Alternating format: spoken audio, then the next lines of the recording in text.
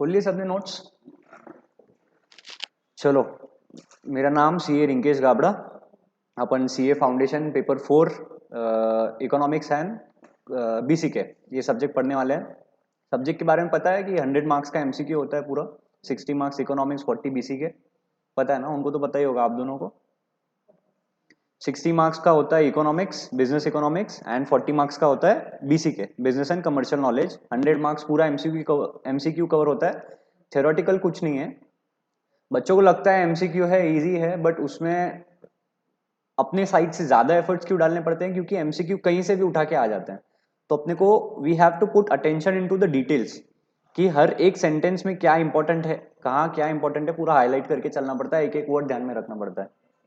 Institute की notes में क्या प्रॉब्लम है कि बहुत ही कंजेस्टेड है और मोनोटोनस है पूरा नोट्स। ठीक है, ब्लैक एंड व्हाइट है, एक ही सेंटेंस पूरा पैराग्राफ है, तो उसमें कैसा इंटरेस्ट नहीं आता है and you can not catch up important words कि एमसीक्यू में आपको याद है कि ये सेंटेंस ठीक है मैंने पढ़ा था, वो दिमाग में बैठ जाता है कभी कभी। तो उस वजह से अपने क्या किया है कि ऐसे कलरफुल नोट्स बनाए हैं जिसमें पढ़ने में भी मजा आए and few bits are highlighted. जो इंपॉर्टेंट वर्ड्स हैं वो हाईलाइट किए हुए हैं कि जैसे आपको कोई एमसीक्यू आ रहा है, कहीं से सेंटेंस उठा के आ रहा है, तो यू विल गेट कि हाँ ये वर्ड हाईलाइटेड था, तो यहाँ से you can relate it. Okay, मजा भी आना चाहिए पढ़ने में, सिर्फ पढ़ना नहीं है, मजा करके पढ़ना है। इसलिए थोड़ा कलरफुल नोट्स रहा तो मजा आएगा। ठीक है आपको। दूसरी बात, अपने को क्लास में चाहिए टू वे कम्युनिकेशन। ठीक है, सिर्फ मैं बोल रहा हूँ आप सुन रहे हो, लेक्चर नहीं चल रहा है यहाँ पे। जो भी पूछूंगा एग्जाम्पल्स वगैरह आपकी तरफ से रिस्पॉन्स चाहिए। टू वे कम्युनिकेशन होगा तो पढ़ने में मजा आएगा। Start start. चलो, सीए बनना है। क्या करते हैं सीए अपन लोग, क्या करते हैं, है कुछ आइडिया? क्या करोगे 4-5 साल में सीए बन गए? चल भाई निखिल बता दो। अकाउंट संभालेंगे, और क्या करेगा? ऑडिट तैयार करेंगे, और क्या करेंगे सीए बन के? क्या काम क्या होता है सीए का एग्जैक्टली? बस सिर्फ अकाउंट्स? अकाउंट्स तो यार अकाउंटेंट दिखेगा ना। आप लोग क्या चार्टर्ड अकाउंटेंट हो? आप सिर्फ अकाउंटेंट नहीं हो। राइट राइट, इसको क्या बोलते हैं सही राह दिखाने को? वर्ड है एक प्रॉपर, इसको बोलते हैं consultancy. Consultancy and advisory, right. क्या लगता है आपको क्या करते हैं हम सीए लोग?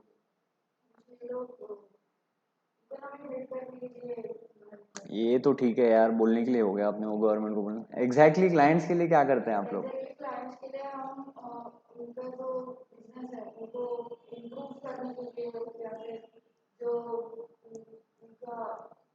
चलो गुड ट्राई, आपने बर्ड आई व्यू दे दिया। अभी अपन थोड़ा डिटेल्स में जाएंगे। ठीक है, मेजर 4-5 एरियाज है जहां अपन चार्टर्ड अकाउंटेंट्स काम करते हैं। फर्स्ट है टैक्सेशन, जो बहुत इंपॉर्टेंट है, क्योंकि सीए का आप नाम कहीं सुनोगे तो फर्स्ट वर्ड जो दिमाग में आता है दैट इज टैक्स। टैक्स के दो टाइप्स होते हैं, कौन से? Direct and indirect. Direct tax मतलब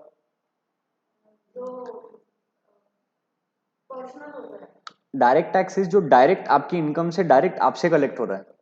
आप जो अर्न कर रहे हो डायरेक्ट उसका ही प्रपोर्शन एक गवर्नमेंट ले रही है आपसे, that is called direct tax. अपने यहाँ पे डायरेक्ट टैक्स के कुछ टाइप्स है, जैसे इनकम टैक्स हो गया, वेल्थ टैक्स हो गया। वेल्थ टैक्स के अभी बंद हो गया है। Income tax is an example of direct tax. Indirect taxes जो आप इनडायरेक्टली भर रहे हो, आप जो भी आइटम मार्केट से खरीद रहे हो, it is inclusive of GST, तो आप इनडायरेक्टली पे कर रहे हो, ठीक है, गवर्नमेंट को। ये हो गया टैक्स। दूसरा होता है जो आपने बोला ऑडिट, ऑडिटिंग करते हैं, अकाउंटिंग होती है, फाइनेंसेस संभालते हैं आप, बैंक से पैसा लेके देते हैं, इन्वेस्ट करते हैं, इट इज कॉल्ड फाइनेंस।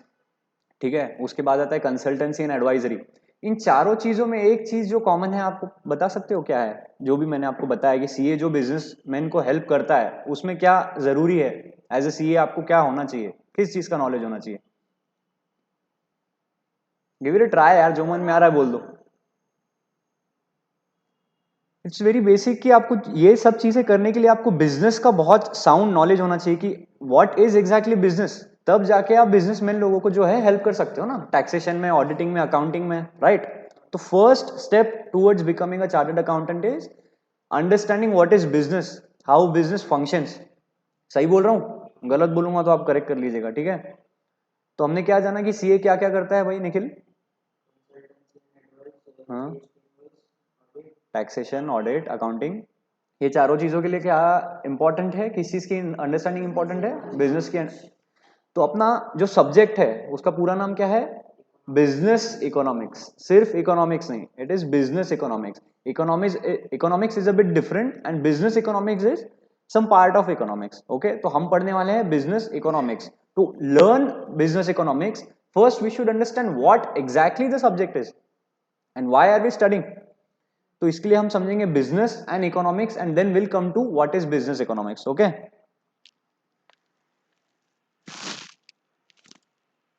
चलो लेट्स रीड द टेक्स्ट. है ना आपके पास notes? The term economics owes its origin to the Greek word oikonomia, which means household. Okay, oikonomia is a word which means household, और इस oikonomia word से बना है word economics. Till 19th century, economics was known as political economy. The book named an inquiry into the nature and causes of the wealth of nations, usually abbreviated as the Wealth of Nations by Adam Smith, is considered as the first modern work of economics. ठीक है, ये तो initial text जो अपन बचपन में भी पढ़ते थे, सब्जेक्ट का जो काम का नहीं होता है वो था अभी तक का. अभी ध्यान देते हैं. Before we start with the meaning of business economics, it is important for us to understand what economics is about. Okay, business economics के पहले अपन समझेंगे कि इकोनॉमिक्स क्या है, फिर will relate it to business economics and what exactly are we going to study in our curriculum.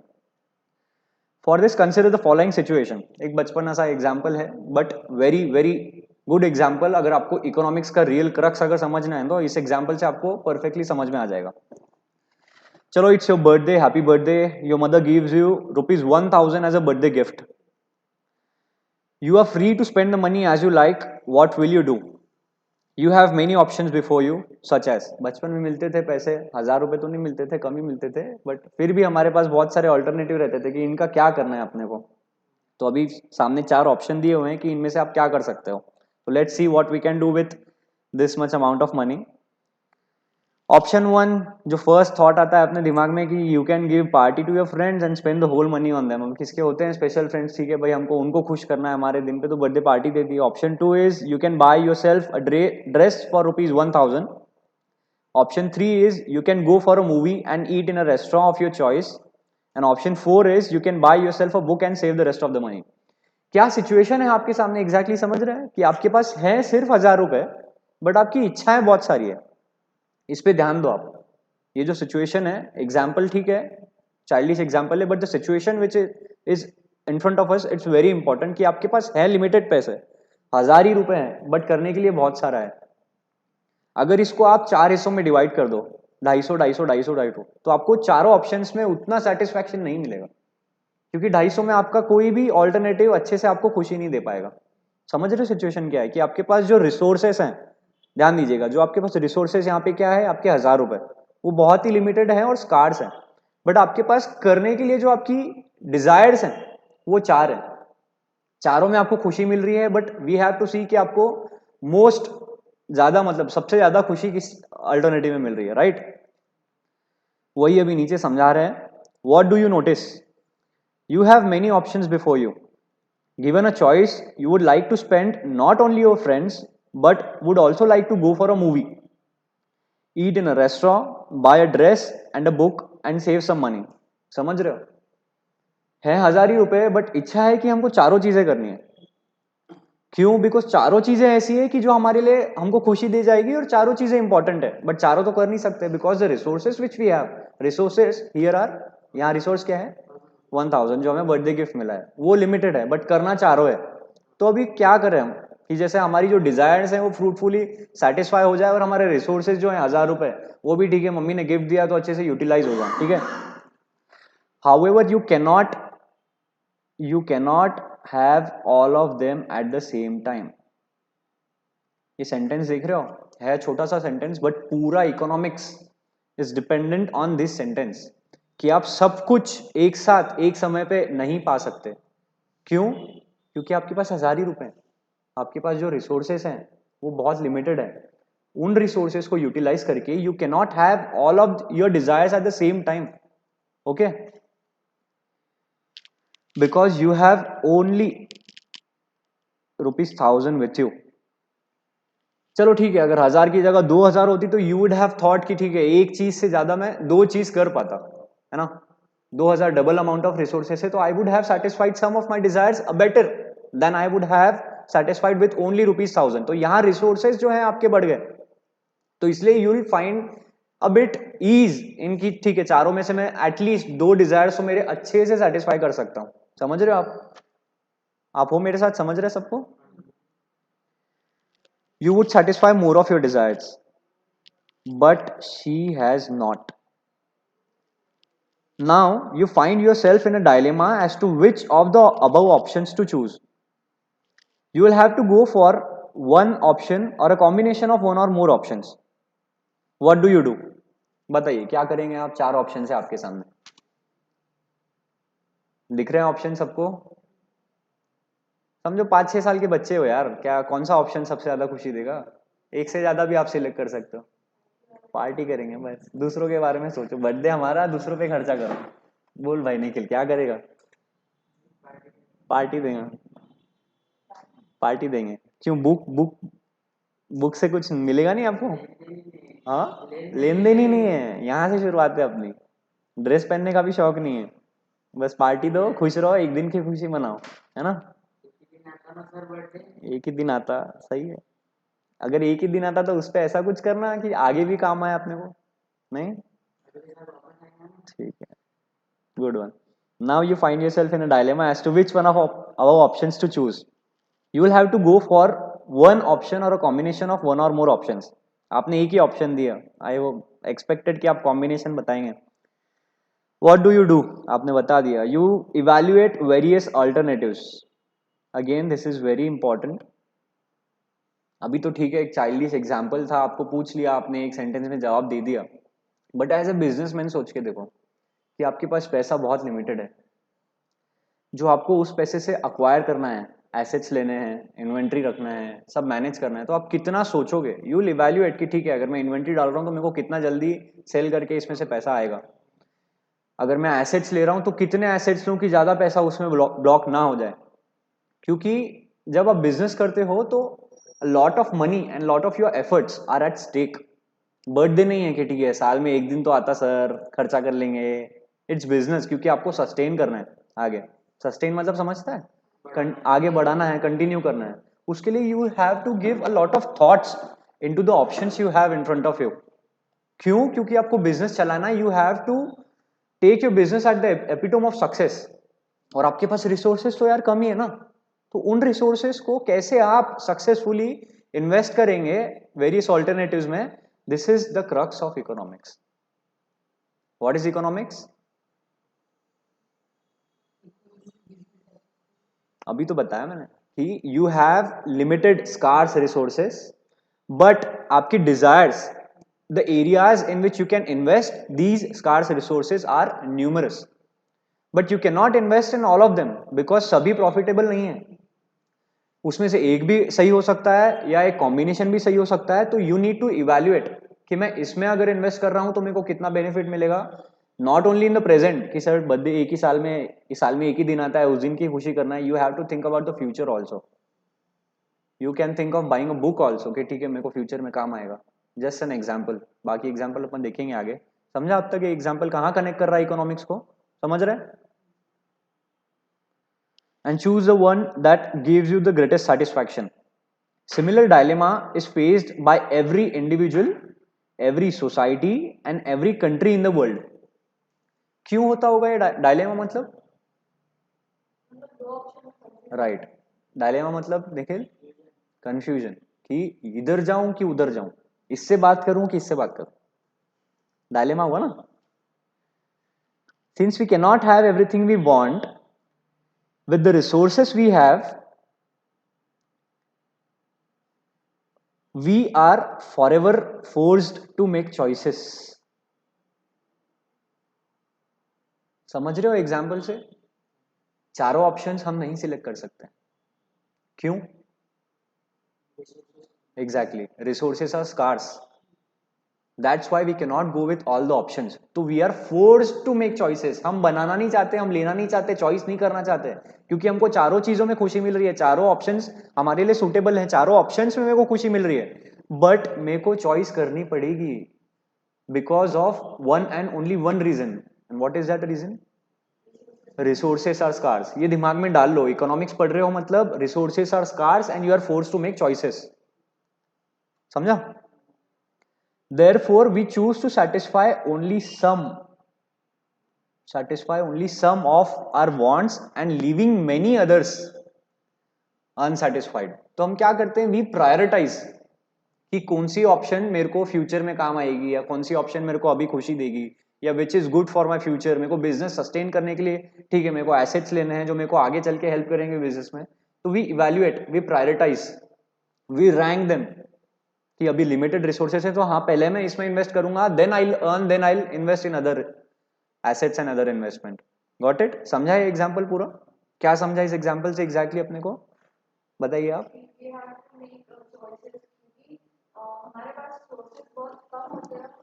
Resources बहुत कम होते हैं एंड मतलब अपने पास ऑप्शंस बहुत सारे हैं, but to fulfil those options the resources which we have are very scarce. समझा? This is the crux of the economics, this is the base of the economics, जिसपे सारी थेरीज आगे की सारा अपना एक बिजनेस इकोनॉमिक्स डिपेंड करेगा। Again I said business economics, जो ये अभी तक आप समझे ना, this was only economics, it was only economics कि we have scarce resources but the options which we have in front of us are numerous, तो उन options को evaluate करके how to utilize these resources successfully, this is what is called economics।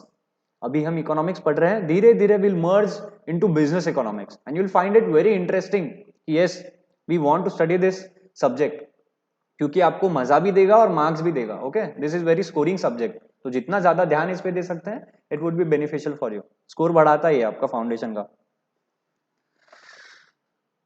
तो two fundamental facts that human beings have unlimited wants. आप क्यों कर रहे हो सीए? बेसिक मोटिव क्या है?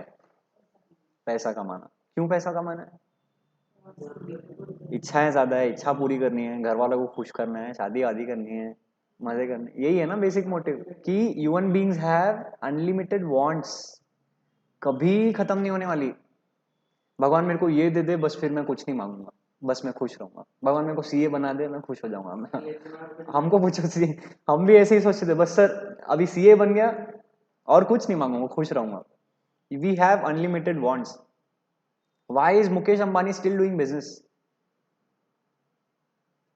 क्या कुछ नहीं कर सकता है अभी नेटवर्क में, बट व्हाई व्हाई? क्योंकि अनलिमिटेड वांट्स हैं, कभी आपकी सेटिस्फाई नहीं हो सकती wants. So the first point which is the base of economics is human beings have unlimited wants. Second चीज जो अभी अभी हमने सीखी कि the means to satisfy these wants are scars. ठीक है, पूरा अपना एग्जाम्पल इसी पे बेस्ड था कि हमको चाहिए बहुत कुछ, बट जो हमको रिसोर्सेस चाहिए हमारी डिजायर सेटिस्फाई करने के लिए वो बहुत लिमिटेड है। Okay, these two points are very important, ये दिमाग में डाल दीजिए, हर जगह हर थ्योरी में कहीं ना कहीं हम यहाँ लिंक करने ही वाले हैं। ओके, समझा एग्जाम्पल पूरा ये? So these two fundamental facts forms the subject matter of economics. चलो इस एग्जाम्पल से बेस बन गया है तो विल फाइंड इट इंटरेस्टिंग। आगे क्या है? Let us now examine what economics studies about. Economics क्या है ये समझ लिया, बट इकोनॉमिक्स में हम क्या पढ़ते हैं और क्या इकोनॉमिक्स पढ़ाता है, let's see. Economics is the study of the processes. अच्छा, हमने अभी जो एग्जाम्पल दिया उसमें एग्जैक्टली हमने क्या मतलब क्या कर रहे थे? हम क्या कर रहे थे? चूज कर रहे थे। तो ये चूज करने को हम कहते हैं कि it is a process. Choose करना मतलब एग्जैक्टली क्या कि we evaluate the alternatives.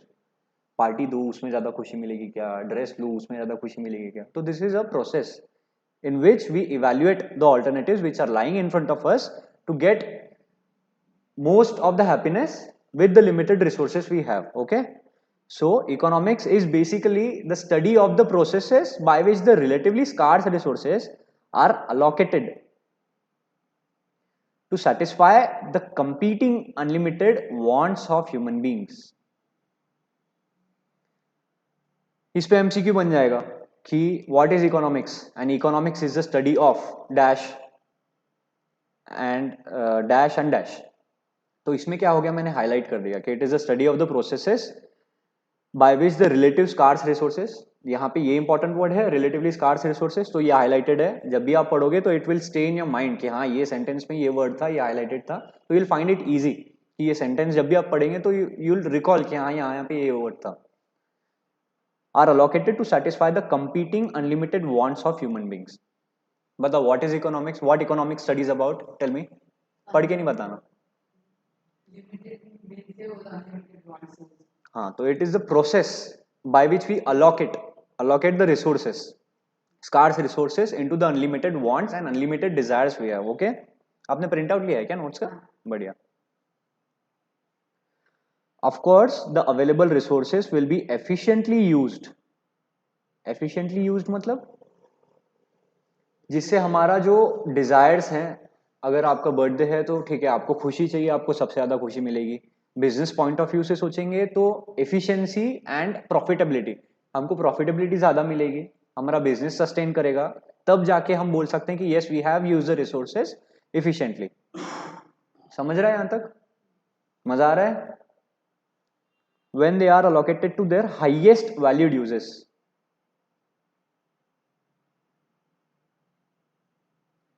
Economics is thus the study of how we work together to transform the scarce resources into goods and services to satisfy the most pressing of our infinite wants and how we distribute these goods and services amongst us. Nikhil, मेरे को ये sentence का मतलब नहीं समझा यार, समझा दो उसको। ऐसा कर दो, रोटेट कर दो, अच्छे से दिखेगा।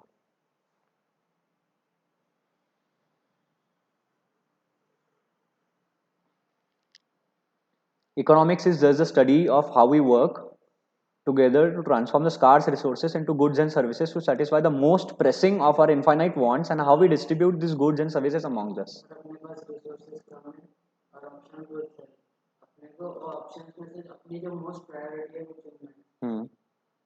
ओके, तो ये most pressing of our infinite wants मतलब most pressing of our infinite wants,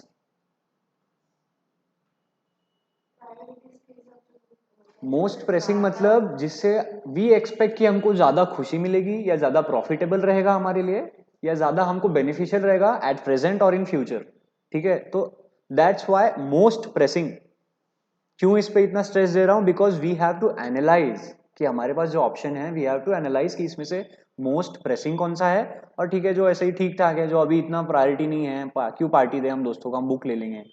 so we have to analyse, इसलिए we have to distribute our resources according to the most pressing of our infinite wants because wants are infinite। यहाँ तो चार ही option है, आपके पास तो और भी options होंगे आपके दिमाग में, तो वी हैव टू एनालाइज कि मोस्ट प्रेसिंग कौन सा है and how we distribute this goods and services amongst us. ठीक है, बेस समझ गया इकोनॉमिक्स का, व्हाट इज इकोनॉमिक्स अबाउट। अभी तक जो हमने समझा कि इकोनॉमिक्स क्या है, बट ये डेफिनेशन कहीं ना कहीं थोड़ा सा हमको ना एक्सप्लेन कम करता है। अभी आप बताओ कि रिसोर्सेस हम कहते हैं कि स्कार्स है। एक बिजनेस में समझो अपन इंडस्ट्री अभी शुरू कर रहे हैं, what will be the resources for a business. अभी हम आप फैक्ट्री डाल रहे हो, तो आपके लिए रिसोर्सेस क्या क्या हैं जिनको आप कन्वर्ट करके आउटपुट बेचोगे आपका। Give it a try. कोई भी इंडस्ट्री ले लो, जनरल आपके मन से कोई भी ले लो, उसमें रिसोर्सेज क्या रह सकते हैं आपके हिसाब से? Basic resources, labour, labour is a resource, land is a resource, money is a resource, capital money, potato potato same, machinery is a resource, these are the resources, right. तो हम क्या कह रहे हैं कि these resources are scarce. Economics हमको क्या बता रहा है कि रिसोर्सेज आर स्कार्स। हमारी पॉपुलेशन कितनी है इंडिया की? 130 करोड़, बढ़ी रही है ना, तो क्यों लेबर स्कार्स है भाई? इतनी पॉपुलेशन है, सब तो ठीक है पढ़ाई नहीं कर रहे ना, सब बिजनेस नहीं कर रहे, एक लेबर क्लास भी है and the population is increasing, तो क्यों रिसोर्स स्कार्स है? समझ रहे हो? इकोनॉमिक्स क्या बता रहा है हमको कि आपके रिसोर्सेस स्कार्स हैं, वांट्स अनलिमिटेड हैं, how you need to allocate this resources. But कहीं ना कहीं इस डेफिनेशन में थोड़ा सा छोटा सा लैक्यूना है कि रिसोर्सेज जो हैं over the time of periods अभी बढ़ रहे हैं, दे आर नॉट स्टैग्नेंट, एक जगह पे नहीं खड़े हैं। पैसा भी है बैंक्स में, अभी फाइनेंसिंग बढ़ रहा है, फाइनेंसिंग अग्रेसिवली हो रहा है, तो पैसा भी आप ऐसा नहीं कह सकते कि मेरे पास पैसा नहीं है मतलब रिसोर्सेज स्कार्स हो गए। ठीक है, बैंक्स हैं, प्राइवेट लेंडर्स हैं, आइडिया अच्छा है आपका, अगर बिजनेस साउंड है तो बहुत लोग मिल जाएंगे पैसा देने के लिए। तो this is where the shortcoming of this definition is कि resources are not that scarce जितना वो हमको बता रहा है। पहला लाइन क्या हो गया कि the resources are not scarce. ठीक है, let's read it. This definition of economics is the domain of modern neoclassical microeconomic analysis. Despite being correct,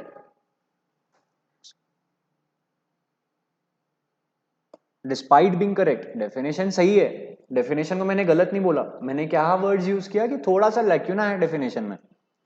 it is incomplete as it brings to our mind the picture of a society with fixed resources, skills and productive capacity। क्या बात की अभी अपन ने? यही बात की ना कि लेबर है, मशीनरी है, कैपिटल है, लैंड है, ये बढ़ रहा है, they are not actually scarce या फिक्स नहीं है। सो यहां एक ये लाइक है कि स्कार्स रिसोर्सेज भी we are getting in abundance right now. Okay, despite deciding on what specific kind of goods and services it ought to produce with the given resources and how they ought to distribute it among the members of the society. However, two of the most important concerns of modern economies are not fully covered by this concept, which are as follows। पहला वाला जो अपन ने पढ़ा कि the productive capacity has grown tremendously। जो capacity थी पहले, machinery का इतना टेक्नोलॉजी नहीं था, लेबर एफिशिएंट नहीं था, तो जो तब की कैपेसिटी थी और अभी जो कैपेसिटी है बहुत मेजर डिफरेंस है। क्योंकि अभी we are moving towards automation. Nano की एक फैक्ट्री में एक दिन में पता नहीं कितनी कार्स बन जाती हैं, पहले एक दिन में एक कार बनती थी, अभी एक दिन में 300 कार बनती हैं। क्यों? क्योंकि it is based on automation. Robotics आ गया है उसमें, एआई आ गया है, आर्टिफिशियल इंटेलिजेंस आ गया है, रोबोट्स काम कर रहे हैं। अभी हर जगह ह्यूमन बीइंग काम नहीं कर रहे हैं। ह्यूमन बीइंग्स आर जस्ट मतलब सिर्फ ध्यान रख रहे हैं, दे आर सुपरवाइजिंग कि काम कैसा हो रहा है, बट काम जो मशीनरीज अभी कर रही हैं दे आर मॉडर्न। तो प्रोडक्टिव कैपेसिटी बढ़ गई है, लेबर की इफिशियंसी भी बढ़ गई है। समझ रहे हो? तो the resources which we have learned are scarce are not exactly that scarce. ठीक है, हमको कॉन्सेप्ट समझने के लिए ये माइंड में डालना है कि resources are scarce, but actually वो डेफिनेशन की छोटी सी शॉर्ट कमिंग है कि रिसोर्सेज आर इंक्रीजिंग। समझ रहा है कि सिर्फ सुन रहे हो? समझ रहा है? The productive capacity has grown tremendously. Population and labor force have increased. New sources of materials have been discovered and new and better plant and equipment have been made available. Not only the quantity of available productive resources increased, but their quality has also improved substantially. Better education and newly acquired skills have raised the productivity of labor force and has led to the discovery of completely new kinds of natural resources such as shale gas। shale gas मतलब natural gas, natural gas पता है? and new alternative greener sources of energy such as solar and wind power। बताइए अब क्या समझा इस paragraph से पूरा आपने को अभी?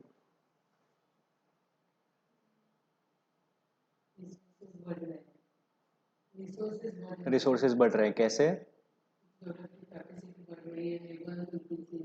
राइट, एजुकेशन क्वालिटी बढ़ रही है, लेबर की एफिशिएंसी बढ़ रही है, और जो मटेरियल थे उनके सोर्सेज भी अपने को और एडिशनल मिल रहे हैं। ठीक है, जैसे इलेक्ट्रिसिटी, पहले कैसा होता था? थर्मल पावर पता है आपको? कोल को जला के उसके स्टीम से फिर टरबाइन घूम के इलेक्ट्रिसिटी बनती थी। पहले सिर्फ वो एक सोर्स था इलेक्ट्रिसिटी का। अभी क्या हो रहा है? हाइड्रो पावर प्लांट हो गया है। सोलार का तो आपको पता है कितना भी क्रेज बढ़ रहा है हर जगह पे। तो जो इलेक्ट्रिसिटी हम जिसको स्कार समझ रहे थे कि उसका सोर्स एक ही था, उसके अभी सोर्स ही मल्टीपल इमर्ज हो रहे हैं। अल्टरनेटिव यूज तो है ही, अल्टरनेटिव सोर्सेज भी हैं। राइट, तो अभी जो रिसोर्सेज पहले हम कंसिडर करते थे स्कार्स हैं, क्योंकि टेक्नोलॉजी अपग्रेड हो रही है और क्योंकि हमारे वांट्स अनलिमिटेड है, तो we are finding new sources also for the resources. Got it? तो हमने एग्जैक्टली क्या पढ़ा था इकोनॉमिक्स का डेफिनेशन निखिल? हाँ, तो economics is about the study of how we analyse this alternatives to satisfy our wants. Why we need to prioritize them? Because the resources which we have at our hand are very scarce. इसका छोटा सा lacuna क्या है कि resources are not actually that scarce, because नए sources भी आ रहे हैं जहां से we can extract the resources, and जो एग्जिस्टिंग रिसोर्सेज हैं उनकी प्रोडक्टिव कैपेसिटी भी बढ़ रही है. Labour labour they are getting educated, they are getting trained, vocational courses हो रहे हैं आजकल, तो दे आर गेटिंग ट्रेंड, उनकी एफिशिएंसी बढ़ रही है. राइट, मशीनरी में ऑटोमेशन आ गया है, आर्टिफिशियल इंटेलिजेंस आ गया है, तो उनकी भी प्रोडक्टिव कैपेसिटी बढ़ रही है. This is the first lacuna. मैं ये सब आपको पूछने वाला हूँ लास्ट में, तो ऐसे तू बैठा है, ध्यान नहीं दे रहा है, मैं लेक्चर दे रहा हूँ, तो मेरे को पूरा समझाएगा तू आके लास्ट में, ठीक है. लैक्यूना मतलब कम तरती. डेफिनेशन का लैक्यूना मतलब शॉर्ट कमिंग. शॉर्ट कमिंग मतलब समझता, लैक्यूना मतलब शॉर्ट कमिंग. Got it? समझा यहाँ तक? क्लियर है पूरा? डेफिनेशन पढ़ा, डेफिनेशन की एक लैक्यूना पढ़ी, अभी एक दूसरी लैक्यूना है जो हम पढ़ने जा रहे हैं. The resulting growth in production and income has not been smooth. There have been periods in which output not only failed to grow but also actually declined sharply. जैसे ग्लोबल क्राइसिस 2007, ये मैं आपको समझाऊंगा, एंड कोरोना पैंडेमिक 2019, ये आप मेरे को समझाओगे. पता ही है सबको क्या हो रहा है. During such periods, factories, workers, and other productive resources have remained idle due to insufficient demand. क्या समझे इससे? बताओ मेरे को. आपका नाम क्या है? अनी अनिकेत. बताओ, पहला वाला लैक्यूना क्या था कि resources are not actually scarce. दूसरा वाला अभी आपने पैराग्राफ पढ़ा, दूसरे वाले का मतलब बताओ मेरे को.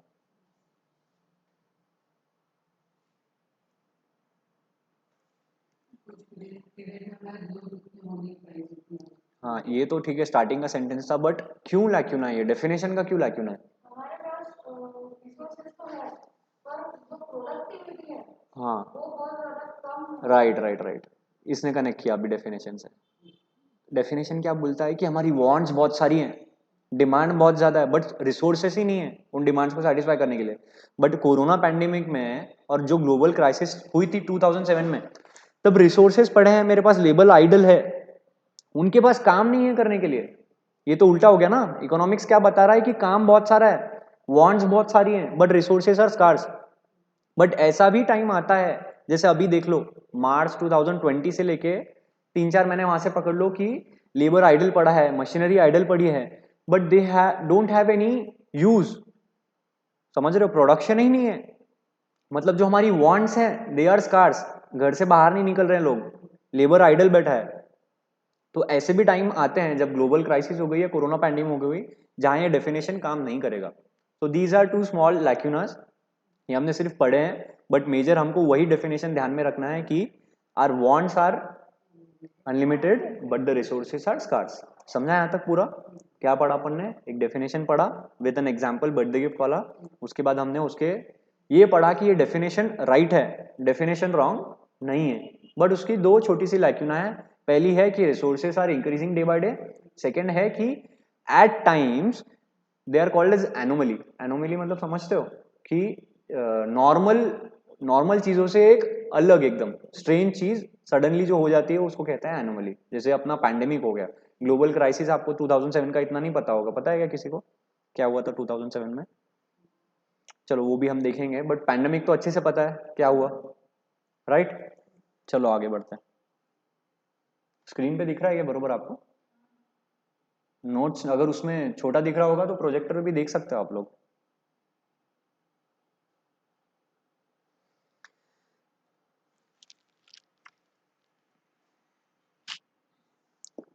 चलो let's read ahead. Thus, economics concerns itself with following two issues. Economics दो issues से mainly. Economics it's a very broad term, हाँ. Business economics is used for our business, but economics is generally studied with the point of view of a nation or a very large area. ठीक है? तो what does economics concerns itself with following two issues, and what are those two issues? How a nation allocates its scarce productive resources to various uses, एक second.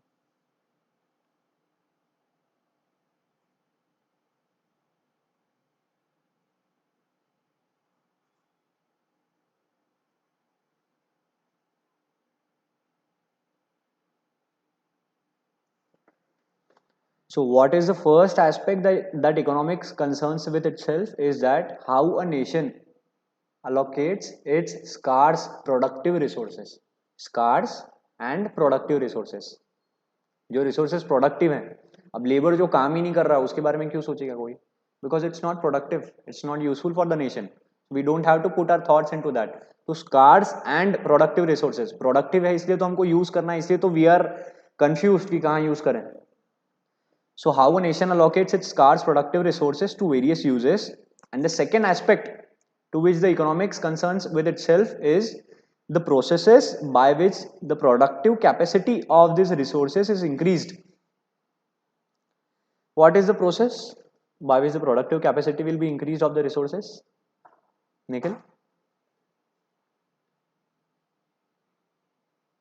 मैंने बहुत बार बता दिया. Education, education training, उससे labour की productivity बढ़ रही है ना, तो जो रिसोर्स है उसकी प्रोडक्टिव कैपेसिटी बढ़ रही है. Automation in case of machinery, productive capacity बढ़ रही है, राइट. तो economics concerns itself with to issues. एक जो हमने वो बर्थडे गिफ्ट वाले एग्जांपल में पढ़ा, क्या पढ़ा कि how we allocate our productive resources to satisfy our wants, ठीक है. सेकेंड जो हमने अभी लैक्यूना पढ़े थे डेफिनेशन में, उसमें पढ़ा था कि रिसोर्सेज की जो प्रोडक्टिव कैपेसिटी है वो भी बढ़ रही है. तो वो हम कैसे बढ़ाएं? जैसे हमारी रिसोर्सेज की प्रोडक्टिव कैपेसिटी अगर बढ़ गई तो हमारे जो यूजेस है और हमारी वांट्स हैं वो भी अच्छे से सेटिस्फाई हो पाए. समझ गया? So these are the two issues which economics concerns with itself. एक बार फिर से पढ़ेंगे. How a nation allocates its scarce productive resources to various uses, and the second issue is the processes by which the productive capacity of these resources is increased, and the factors which in the past have led to sharp fluctuations in the rate of utilization of these resources. Last sentence किसके लिए था? नहीं, ये जो last sentence है, the factors which in the past have led to sharp fluctuations in the rate of utilization of these resources. This is about global pandemic या global crisis, जिसमें utilisation जो है रिसोर्सेज का शार्प डिक्लाइन आया ना. उसमें जो हमने सेकंड ये पढ़ा था लाइक यू ना, उसमें यही बताया था ना कि रिसोर्सेज तो है but they are not getting utilized. तो फिर कहाँ डेफिनेशन काम कर रहा है? तो इसलिए economics is concern with two aspects. First is how to utilize our productive resources to satisfy our wants, and second is कि जो हमारे रिसोर्सेज हैं उसका प्रोडक्टिव कैपेसिटी हम कैसे बढ़ाएं, and to study about the situations where the resources are not utilized to its fullest capacity, जैसे pandemic and global crisis. Got it? समझा यहाँ तक सब? मजा आ रहा है?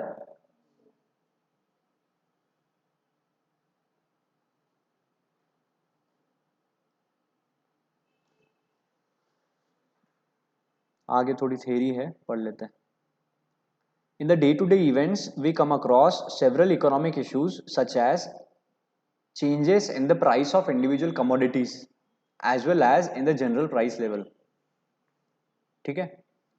Economic prosperity and higher standards of living of some countries despite general poverty and poor standards of living in others. USA और अफ्रीका को कंपेयर कर लो, वहाँ का लिविंग स्टैंडर्ड्स और वहाँ का पूरा इकोनॉमी एंड अफ्रीकन कंट्रीज का लिविंग स्टैंडर्ड्स जमीन आसमान का लिटरली बोल सकते हो फर्क है ना. And some firms making extraordinary profits while others close down. These are matters fundamentally connected with economic analysis. Okay? समझा? The study of economics will enable us to develop an analytical approach that helps us in understanding wide range of economic issues. What is an analytical approach?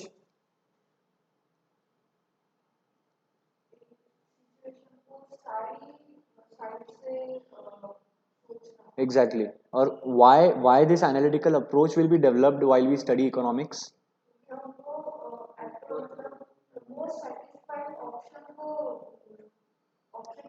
Right right right, वही definition जो हमने पढ़ा कि बहुत सारे options हैं, उसमें से वी हैव टू प्रायोरिटाइज कि कौन से ऑप्शन हमको ज़्यादा से ज़्यादा बेनिफिट्स देंगे. That's why we need to develop an analytical approach. समझे? हर वर्ड में एक कनेक्शन होता है सब्जेक्ट से, ध्यान दोगे तो समझेगा. ये मैं पूछ रहा हूँ इसलिए समझ रहा है, बट आपको खुद को पढ़ के भी ऐसा यू शुड ग्रैब कि ये क्या बोलना चाह रहा है अपने को. Why analytical approach, right? It would provide us with a number of models and framework that can be applied in different situations.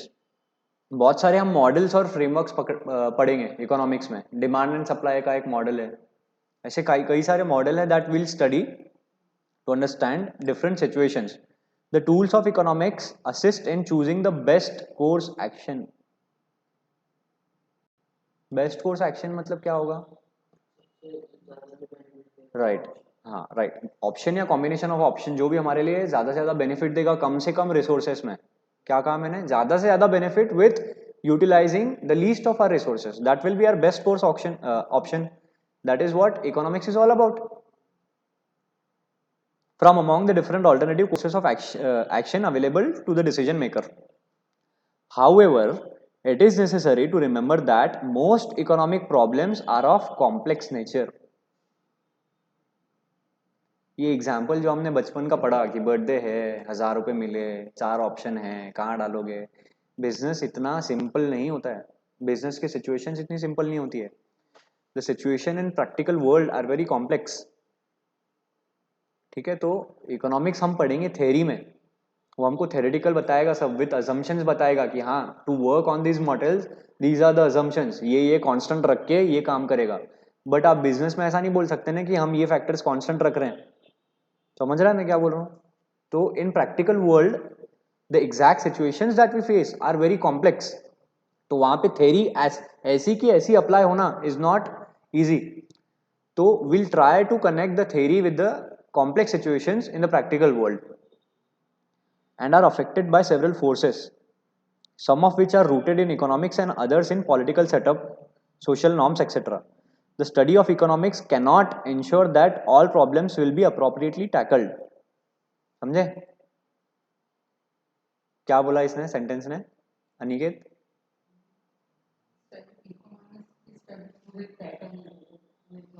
It will just show us the path, कि आपको डायरेक्शन बताएगी कि you have to channelize your thought process towards this direction to get the solution to your problem. करना पूरा आपको है, सोचना पूरा आपको है, एनालाइज पूरा आपको करना है. It will just show you the direction कि आपको इस रास्ते पे चलना है. आप कैसे चलोगे, किस पेस पे चलोगे, क्या सोच के चलोगे, कैसे सोचोगे, कैसे अप्लाई करोगे, that will define your destiny. So it's just a guiding path. ऐसा नहीं है कि हाँ इकोनॉमिक्स पढ़ लिया मतलब मैंने बिजनेस कर लिया, थ्योरी पढ़ ली, अप्लाई कर लिया, बिजनेस हो गया. It will just show you the direction. It will just guide you in making decisions, because what is business? It's all about decision making, जो भी हम आगे पढ़ने वाले हैं. It's all about decision making. कौन सा प्रोडक्ट बनाऊं, कितना बनाऊं, क्या प्राइस रखूं, किसको बेचूं, क्वालिटी क्या रखूं. इट्स ऑल अबाउट डिसीजंस ना. Business is all about decisions. तो डिसीजंस हम कैसे लेंगे, economics will show us the guiding path. समझा यहां तक कैसे लिंक होता है बिजनेस से? अभी हम आगे पढ़ेंगे तो और बेटर क्लैरिटी आएगी. But without doubt, it will enable a student to examine a problem in its right perspective. Solution के पहले problem क्या है वो समझना जरूरी है, and that will be explained by the study of economics, okay? And would help him in discovering suitable measures to deal with the same. समझा यहाँ तक? एक बार अच्छे से समझा? यहाँ तक एक बार रीड करो, फिर आगे का पढ़ते हैं अपन. What is economics अपना फर्स्ट टॉपिक हो गया है.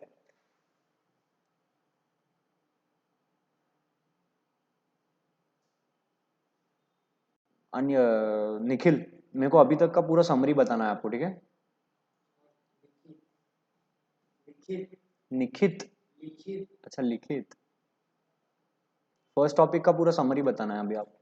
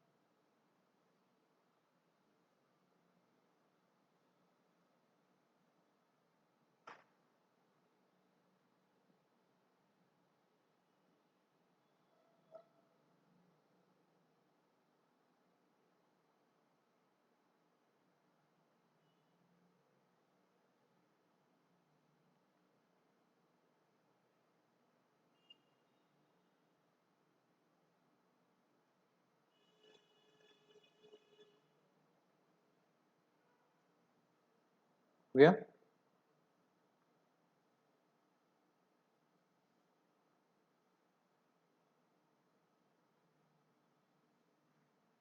पढ़ लिया?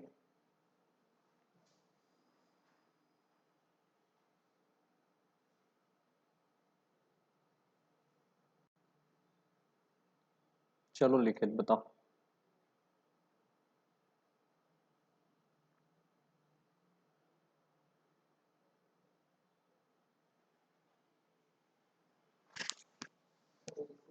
विद द एग्जाम्पल, जो अपन ने एग्जाम्पल पढ़ा, ठीक है।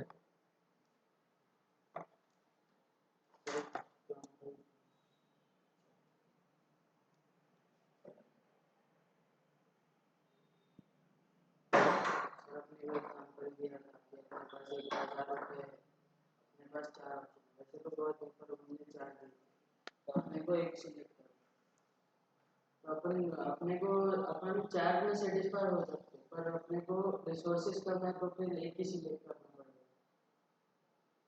Economics tells about human wants are unlimited and resources are पूरा वही है, बस उसका पूरा वही explain है। किया हुआ है। तो क्या एक्सप्लेन क्या है, उसकी समरी चाहिए ना अपने को। Tremendously, their population is increasing, so ये बाद में लैक्यूना हो गया। Economics, what is economics is about analytical approach, prioritize, ये सब पढ़ा ना अपन ने। फिर हाँ, तो बाद में पढ़ा ना। पहले डेफिनेशन में पढ़ा ना कि एनालिटिकल अप्रोच होता है, we analyze the various alternatives and rank them. Why do we rank them? Because most benefit मिलेगा, राइट? पढ़ा ना ये सब? लैक्यूना क्या थे दो डेफिनेशन के? अच्छा, डेफिनेशन राइट है कि रॉन्ग है ये? हाँ राइट है, हाँ, थोड़ा सा wrong। थोड़ा सा रॉन्ग नहीं है, दो शॉर्ट कमिंग्स हैं उसकी बस, ठीक है। और शॉर्ट कमिंग्स क्या हैं दो? रिसोर्सेज है पर वो यूटिलाइज नहीं होती। हाँ, ये सेकंड वाली थी। क्यों नहीं हो रहे?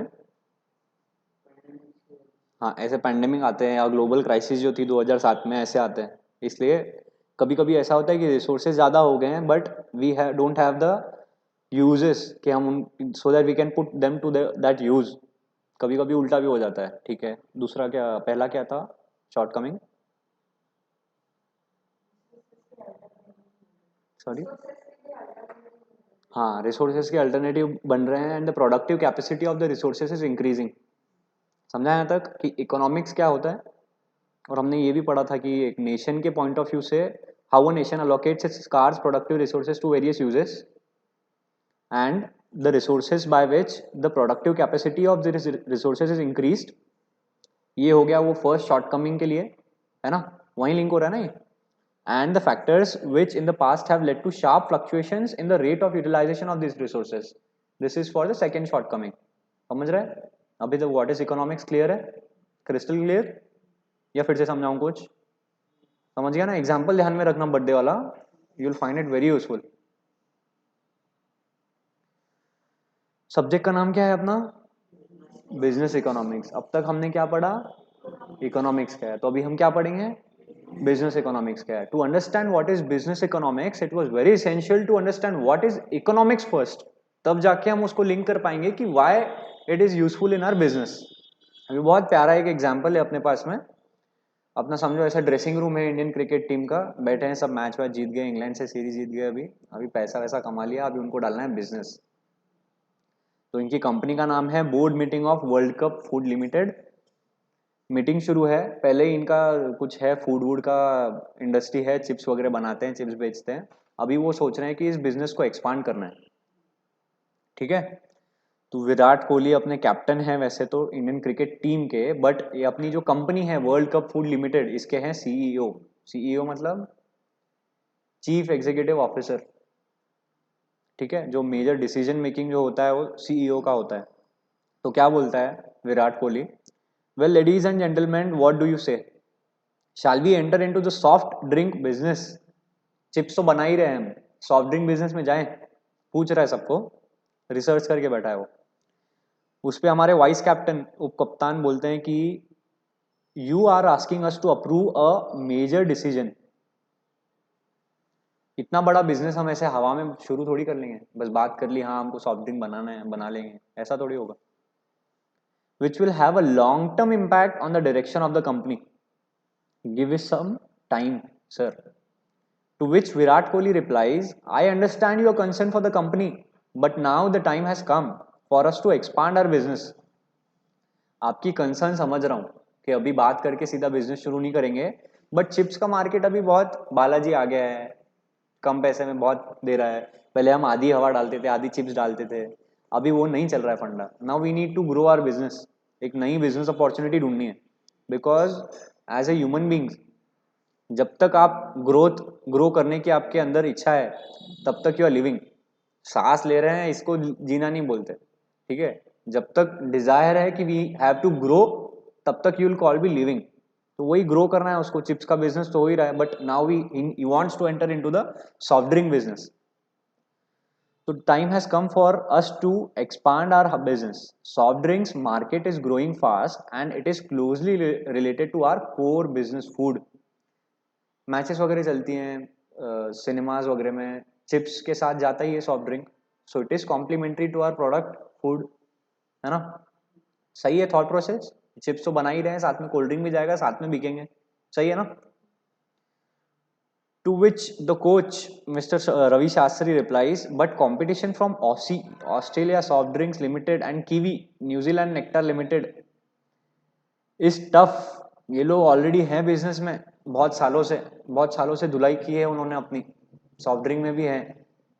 तो उनके रहने के बावजूद हम कैसे एंटर करें इस बिजनेस में। To which mister Kohli replies, that is right, सही पकड़े हैं, but we must not forget that the statistics show that there is still room for growth in the market. Market और बढ़ने वाला है। जहां 10 लोग कोल्ड ड्रिंक पीते थे, वहां भी 20 लोग पियेंगे। 10 लोगों को तो अब तक ये कैटर करेंगे, बट जो और 10 लोग बढ़ रहे हैं, we can make room for our product also, ऐसा बोल रहा है वो। And also food business is near maturity. मतलब food business is near maturity मतलब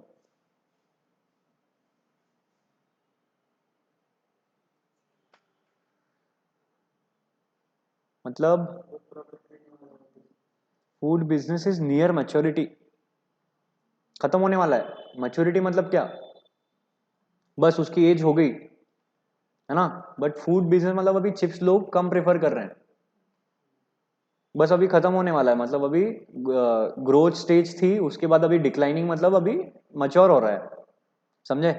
we need to look for the alternative product. अगर फूड ही बनाते रहे तो विल नॉट बी प्रॉफिटेबल। अभी आते हैं बुमराह साहब, अभी अभी शादी करके आए हैं, बोलते हैं don't forget that even Pakistan foods tried entering the soft drink market and failed miserably. Pakistan से कंपेयर कर रहा है अपने को वो। Moreover, the projections you are showing are based on last 10 years data. What is projections?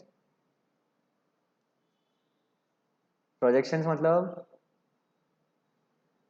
Future का data जो अपन predict करते हैं कि भाई हाँ इतने सालों में, फर्स्ट ईयर में अपने बिजनेस का फर्स्ट ईयर होगा, उसमें इतना सेल होगा, इतना खर्चा लगेगा, इतना प्रॉफिट आएगा। सेकेंड ईयर में इतना प्रॉफिट होगा, थर्ड ईयर में इतना सेल होगा। This is called projections. कोई भी बिजनेस अगर एनालाइज कोई कर रहा है, बिजनेस क्यों कर रहा है, फॉर प्रॉफिट्स। तो उसके लिए पहले ही वो एनालाइज करेगा कि हाँ मार्केट में 10,000 लोग अगर कोल्ड ड्रिंक पी रहे हैं, फर्स्ट ईयर में 1,000 लोग मेरा खरीदेंगे, 10 रुपए से बेचूंगा, 10,000 का टर्नओवर हो गया, 5,000 खर्चा है, 5,000 प्रॉफिट। सेकेंड ईयर में और बढ़ेगा, थर्ड ईयर में और बढ़ेगा। सो कोई भी बिजनेस अपॉर्चुनिटी एनालाइज करने के लिए पहले वो प्रोजेक्ट करते हैं कि हाउ विल वी परफॉर्म। अगर पेपर पे अब भी अगर प्रॉफिटेबल दिख रहा है, तो ही मैं प्रैक्टिकल में जाने का सोचूंगा ना। भले पेपर से कम प्रॉफिट आएगा, बट पहले लेट मी एनालाइज ना, प्रॉफिटेबल है कि नहीं। So this is called projections. What is the guarantee that the trend will continue. ठीक है अभी तो ग्रो हो रहा है, आगे भी ग्रो हो रहा है, उसका उसकी क्या गारंटी है, समझ रहे। Also we should not forget that people have become health conscious. Cold drink नहीं पी रहे हम लोग, and who knows what people will prefer tomorrow. अभी फाइनल वो स्टेटमेंट देता है कोहली की, well friends, all your concerns are logical and believe me, I have given much thought to these ifs and buts। पर मगर इन सब सोच के मैंने ये डिसीजन लिया है. My people, my team have spent many days analyzing all available data to arrive at a judgement. Our analysis indicates a strong possibility of earning above average return on investment in this market. Return on investment समझते हैं क्या होता है? क्या होता है?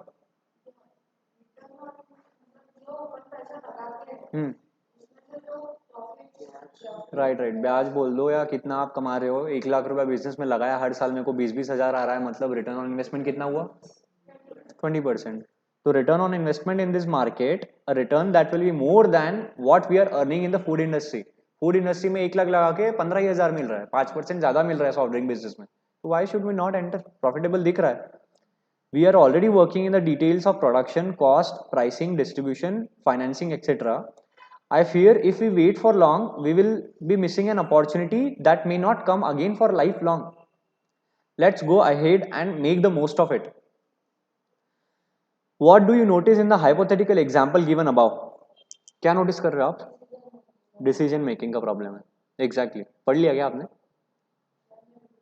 अच्छा, repeater है. क्या प्रॉब्लम है? क्या हाइपोथेटिकल? हाँ, तुम तो बताओ क्या चल रहा है हाइपोथेटिकल एग्जाम्पल में? कंफ्यूजन है डिसीजन मेकिंग से रिलेटेड. अपन ने क्या देखा था कि business is all about decision making. Which business to enter, whether to enter, if we are entering, what quantity to produce, what products to produce, what quality to maintain, what pricing there should be. ये सब decision making है. सो इस hypothetical example में यही देख रहे हैं कि business is all about decision making. The management is faced with the problem of decision making. Survival and success of any business depends on sound decisions. Decision making refers to the process of selecting an appropriate alternative that will provide the most efficient means of attaining a desired end from two or more alternative course of action. Decision making involves evaluation of feasible alternatives, rational judgment on the basis of information and choice of a particular alternative which the decision maker finds as the most suitable. सुना सुना लग रहा है क्या? अपन ने economics के definition में पढ़ा, जो क्या पढ़ा था उसमें? हाँ.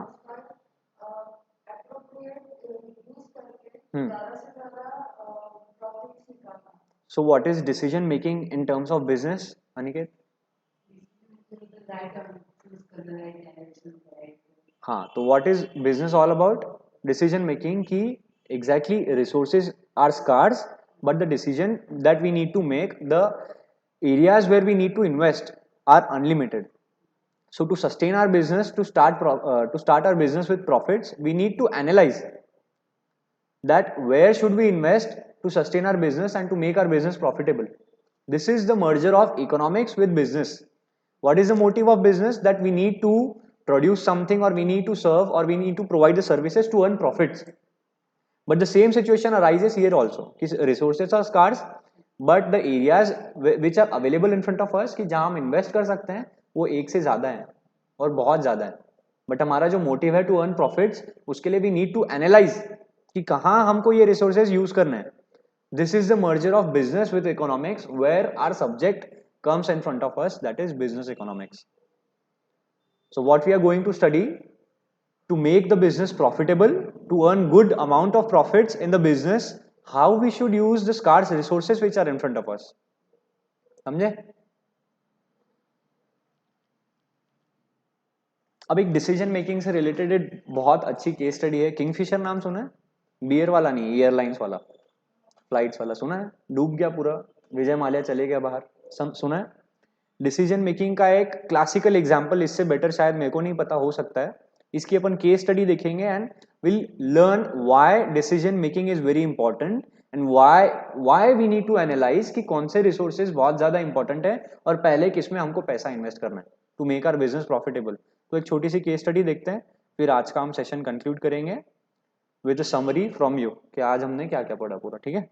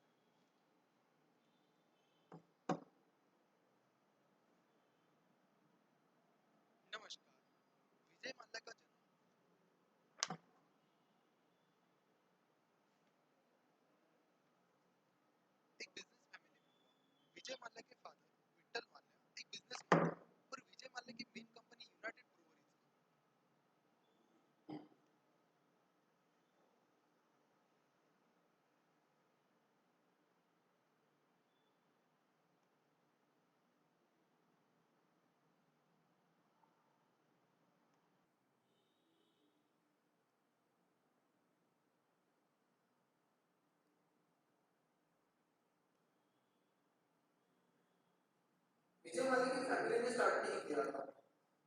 नमस्कार। विजय माल्या का जन्म एक बिजनेस फैमिली में हुआ। विजय माल्या के फादर विठल माल्या एक बिजनेसमैन थे, पर विजय माल्या की मेन कंपनी यूनाइटेड ब्रूअरीज थी। विजय माल्या की फैमिली ने स्टार्ट नहीं किया था, उसे 1915 में थॉमस लेशमैन ने स्टार्ट किया था। विजय माल्या के फादर विठल माल्या 22 साल की उम्र में ही यूनाइटेड ब्रूअरीज को ज्वाइन किया था और 1946-47 से मिस्टर विठल माल्या ने यूनाइटेड ब्रूअरीज के स्टेक्स एक्वायर करना शुरू किया, यानी यूनाइटेड ब्रूअरीज में भागीदारी लेना शुरू किया। Mister Vithal Mallya United Breweries के पहले इंडियन डायरेक्टर बने और 1948 में विठल माल्या यूनाइटेड ब्रूअरी के चेयरमैन बन गए। 1952 से विठल माल्या ने ब्रूअरी और डिस्टिलरी बिजनेसेस को एक्वायर करना शुरू किया। धीरे-धीरे विठल माल्या ने polymer, battery, pharma, foods, etcetera इन बिजनेसेस को भी उसमें ऐड किया। 1983 में जब विठल माल्या की अचानक डेथ हो गई, तो उसके बाद 27 साल का Vijay Mallya United breweries group का चेयरमैन बना। जब विठल माल्या की डेथ हुई, तब उनके बिजनेसेस का टर्नओवर करीब 350 करोड़ था। चेयरमैन बनने के बाद शुरुआत में विजय माल्या ने अलग-अलग बिजनेसेस पर हाथ जमा कर रखा, जैसे कि इंजीनियरिंग, न्यूज़पेपर, केमिकल, एटसेट्रा। उसमें मिले कुछ सक्सेसेस और फेलियर्स के बाद जल्दी विजय माल्या को समझ आया कि असली पोटेंशियल तो लीकर यानी शराब और बियर के बिजनेस में है, तो उसने अपना पूरा ध्यान लीकर और बियर के बिजनेस पर लगाया। यूनाइटेड ब्रूअरीज के पुराने लोग बताते हैं कि विजय माल्या बहुत हार्डवर्किंग और एम्बिशियस था। विजय माल्या के अंदर यूनाइटेड ब्रूअरीज ग्रुप लीकर और बियर इन दोनों बिजनेसेस में बहुत तेजी से बढ़ने लगा। साथ ही विजय माल्या यूनाइटेड ब्रूअरीज के ग्लोबल एक्सपेंशन पर भी काम करने लगा। विजय माल्या अपनी मार्केटिंग स्किल से अपना ब्रांड ज्यादा से ज्यादा प्रमोट करना चाहता था और उसमें वो सक्सेसफुल भी हुआ। इंडिया में लीकर एडवर्टाइजमेंट बनती है, इसलिए विजय माल्या ने अपनी lifestyle, Kingfisher calendar, events, etcetera इन जैसी टेक्निक्स का इस्तेमाल करके लोगों का ध्यान किंगफिशर की तरफ अट्रैक्ट किया। जिस तरह विजय माल्या ने अपनी विनर्स और आइडेंटिटी का नाम रखा था, उससे आपको विजय माल्या की मार्केटिंग स्किल्स के आइडिया आ जाएंगे। मार्च 2005 में यूनाइटेड ब्रूअरीज ग्रुप दुनिया का सेकंड लार्जेस्ट लीकर मेकर बना। फोर्ब्स के अनुसार 2007 में विजय माल्या इंडिया का 40th रिचेस्ट पर्सन था और कई सालों तक विजय माल्या फोर्ब्स की लिस्ट में इंडिया के टॉप 100 रिचेस्ट पर्सन में रहा। अपने बिजनेस इंटेलिजेंस और हार्डवर्क से विजय माल्या ने यूनाइटेड ब्रूअरीज को बहुत बड़ा बिजनेस बना दिया था। विजय माल्या की सक्सेस के चलते southern California university Vijay Mallya को बिजनेस एडमिनिस्ट्रेशन में डॉक्टरेट की डिग्री दी। विजय माल्या को फ्रांस का हाईएस्ट इंडियन अवार्ड भी मिला है। 2005 में विजय माल्या ने अपने बेटे सिद्धार्थ माल्या के 18वें बर्थडे पर किंगफिशर एयरलाइंस लॉन्च की। एयरलाइन बिजनेस एक बहुत कैपिटल इंटेंसिव बिजनेस है, इसे चलाने के लिए बहुत ज्यादा कैपिटल लगता है, पर विजय माल्या हवाई सफर को लग्जरियस यानी आलीशान बनाना चाहता था। विजय माल्या ने ट्रैवलर्स को लग्जरियस फैसिलिटीज प्रोवाइड की और अपने सारे स्टाफ को बता दिया था कि सारे ट्रैवलर्स को मेहमान की तरह रखें। विजय माल्या ने किंगफिशर एयरलाइंस के ट्रैवलर्स के सैटिस्फैक्शन पर पूरा ध्यान दिया। ट्रैवलर्स को भी किंगफिशर एयरलाइंस का ये यूनिक अंदाज पसंद आया और किंगफिशर एयरलाइंस तेजी से ग्रो होने लगी। जल्दी इंडिया के 25% से ज्यादा डोमेस्टिक ट्रैवलर्स किंगफिशर एयरलाइंस से ट्रैवल करने लगे और किंगफिशर एयरलाइंस इंडिया की नंबर 2 एयरलाइन बन गई। फिर भी किंगफिशर एयरलाइंस अभी तक प्रॉफिटेबल नहीं थी। किंगफिशर एयरलाइंस की शुरुआती सक्सेस के बाद 2007 में विजय माल्या ने किंगफिशर एयरलाइंस की इंटरनेशनल फ्लाइट शुरू करने का फैसला किया। पर इंटरनेशनल ऑपरेशन ये आपको देख के मेरे को बताना है कि उसका डिसीजन मेकिंग कहाँ रॉन्ग हुआ। हाँ, सिर्फ देखना नहीं है, यू नीड टू एनालाइज कि कहाँ उसका डिसीजन रॉन्ग हुआ and why he went from the top to the down. ठीक है, at the end will analyze उसका डिसीजन कहाँ रॉन्ग हुआ। करने के लिए ये कंडीशन थी कि वो एयरलाइन कम से कम 5 साल पहले शुरू हुई, पर किंगफिशर एयरलाइंस को स्टार्ट हुए तब बस 2 ही साल हुए थे। तो इस कंडीशन को फुलफिल करने के लिए विजय माल्या ने एयर इंडिया को खरीदा, जो कि 4 साल पुरानी कंपनी थी और अब बंद पड़ने की कगार पर थी। तो उसे खरीदने के बाद इंटरनेशनल ऑपरेशन शुरू करने के लिए विजय माल्या को वापस 1 ही साल मिलना था। किंगफिशर एयरलाइंस पर पहले से ही बहुत सारा डेट यानी कर्ज था और कंपनी अब तक प्रॉफिटेबल भी नहीं हुई थी और अब एयर इंडिया खरीदने से किंगफिशर एयरलाइंस का रेट बहुत ज्यादा बढ़ गया।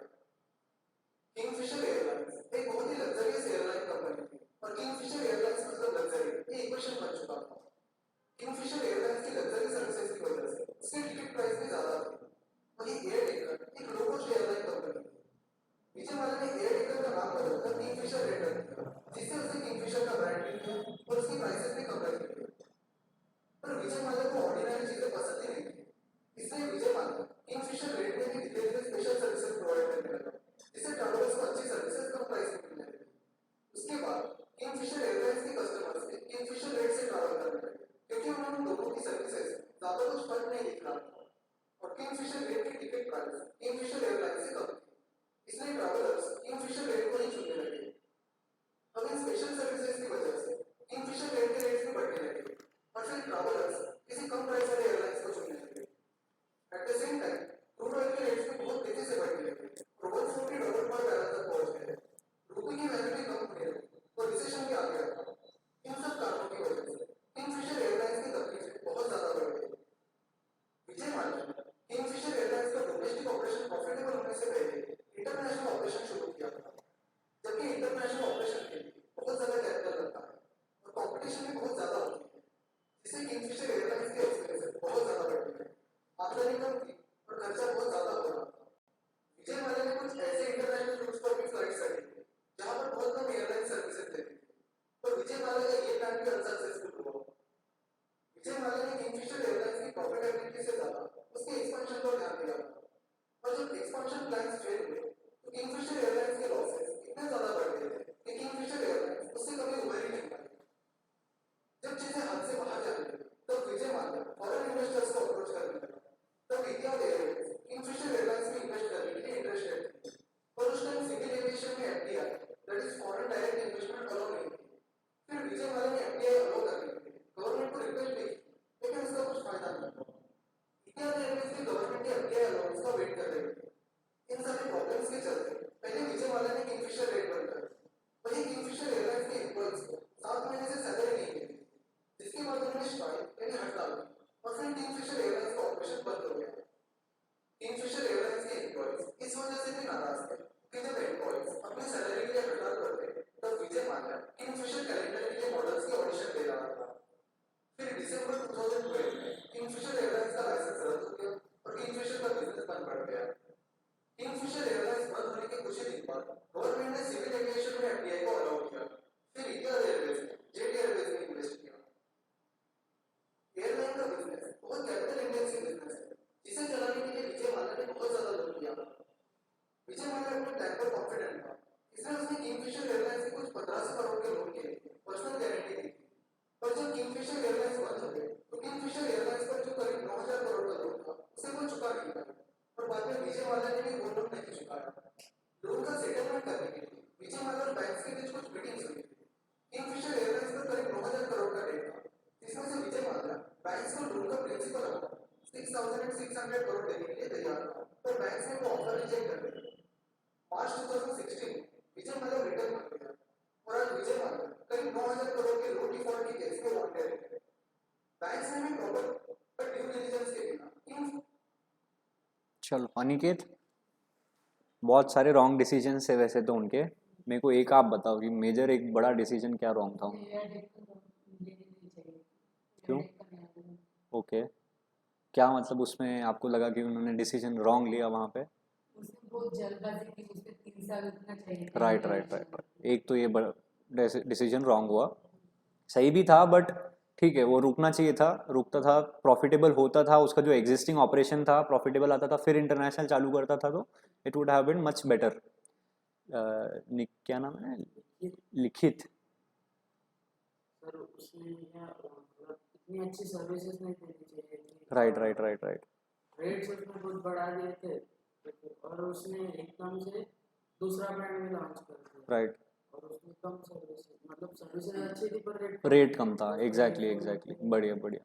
मतलब जो जिसको कहते हैं अपन टेक्निकल टर्म्स में लो कॉस्ट कैरियर, जैसे आज इंडिगो है, वैसे ही अगर वो फंक्शन करता, बिकॉज इंडिया में जो पॉपुलेशन है मेजर, उनको सर्विसेज से इतना कोई वो नहीं है, they just want to travel from point A to point B, उतना ही अगर वो प्रोवाइड करता तो भी it would have been a profitable business. But major उसका जो लैविश लाइफस्टाइल खुद की थी वो उसने एयरलाइन में डालने की कोशिश की। This was his major blunder, है ना? आप उसका डाइवर्सिफिकेशन का प्लान जो था वो फुलप्रूफ नहीं था। हाँ हाँ वो बिजनेस एक्टिविटी उसका बिजनेस था। हाँ, मेन एडवर्टीजमेंट के लिए उस पैसा वो कमा रहा था राइट राइट राइट और it was more like less the business more show off, शायद ये भारी भारी शो ऑफ था। शायद उस वक्त पे उसके सीए उसको सही गाइड कर सकते थे, कर अब इंडिकेटर्स मिलने लगे थे। सुनना भी चाहिए बट उसने, सुनना चाहिए, हाँ मतलब उसको तो इंडिकेटर्स मिलने लगे होंगे ना कहीं कदम गलत पड़ रहा है, शायद उसके सीए उसके एडवाइजर्स ने उसको सही उनका एक स्पेशल यूएस से एक एडवाइजर था, he was basically expert, he had expertise in this running airlines. So उसने जैसे ही इंटरनेशनल का प्लान बनाया ना, तो ही लेफ्ट हिम कि आई एम रिजाइनिंग, क्योंकि मैं आपसे जुड़ा था because you wanted a low cost carrier, but you are moving towards international stuff and you are putting more lavish lifestyle in the airline, so I am leaving this. ये भी तो कह सकते हैं ना कि इंडियन मार्केट की सही समझ नहीं थी, एग्जैक्टली सस्ते में अच्छा एग्जैक्टली एग्जैक्टली। पैसा खर्च करना नहीं चाहते। उनको बस ट्रैवल करने से मतलब है, बाकी उसमें ऊपर उनको फ्लाइट में क्या मिल रहा है। आपको क्या लगता है क्या डिसीजन रॉन्ग हुआ होगा? और एक्सपांशन जो करना था उसको वो थोड़ा रुक के थोड़ा समझ के, मतलब पहले प्रॉफिट, हाँ हाँ right right right right profit निकालने के बाद वो एक्सपांशन करना राइट। एग्जिस्टिंग जो उसका पहले शुरू किया था उसमें पहले if he would have been profitable, उसके बाद he would have acquired Air Deccan या उसके बाद इंटरनेशनल वो ट्राई करता, तो it would have been much better, ऐसा बोलना चाहते हो ना। So this is the way how we should study the curriculum of chartered accountancy, क्योंकि आपको आगे चल के ऐसे ही रियल लाइफ एग्जाम्पल फेस करने हैं। इट्स नॉट जस्ट कि पढ़ लिया, एमसीक्यू टिक कर लिया, पास हो गए।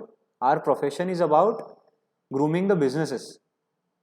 बिजनेस आपको कंसल्ट करना है, आपको उनको एडवाइजरी देना है। जैसे सर ने बोला कि उसको सीए बताते थे, अगर इंडिकेटर आ जाते थे तो he would have been someone different right now, है ना। तो ऐसे ही आपको पढ़ना है and we have to link with real life examples और थॉट प्रोसेस चलाना है। सिर्फ टेक्स्ट पढ़ना है, पास होना है, this is not our motive.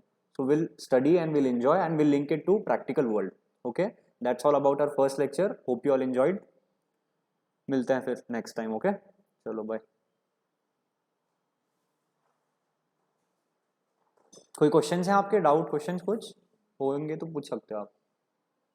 समझ गया ना पूरा जितना अपन ने पढ़ा? तो क्या पढ़ा आज अपन ने? We started with what is economics, about economics, definition, two shortcomings, and then we saw an example of board meeting of Indian cricket team, and we saw that business economics is all about decision making and how we take those decisions with the help of economics. We analyze the alternatives which are lying in front of us. हमें resources, हमारे scarce resources most profitable way में use करना है, and then we saw the importance of decision making with the case study of Kingfisher. So we'll continue the next lecture. Okay, thank you.